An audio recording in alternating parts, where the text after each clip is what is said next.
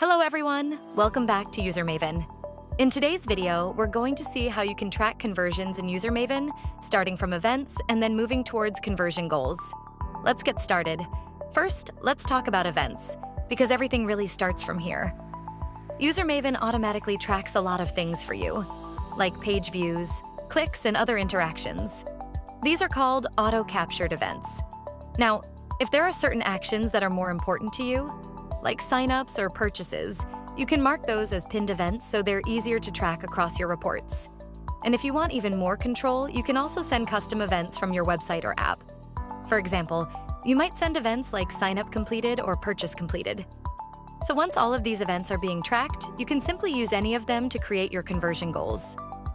Now let's move to conversion goals. Go to the conversion goals section and click on Create Goal.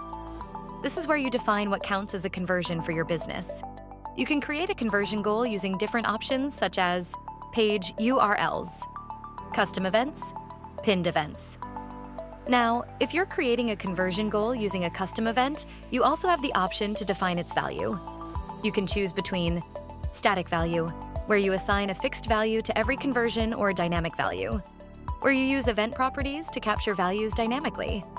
For example, if your event includes properties like revenue or pricing, you can pass those dynamic attributes and use them directly in your conversion tracking.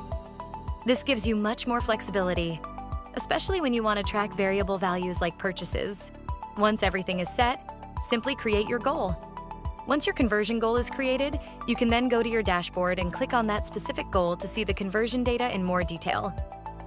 Here, you'll be able to understand exactly where your conversions are coming from.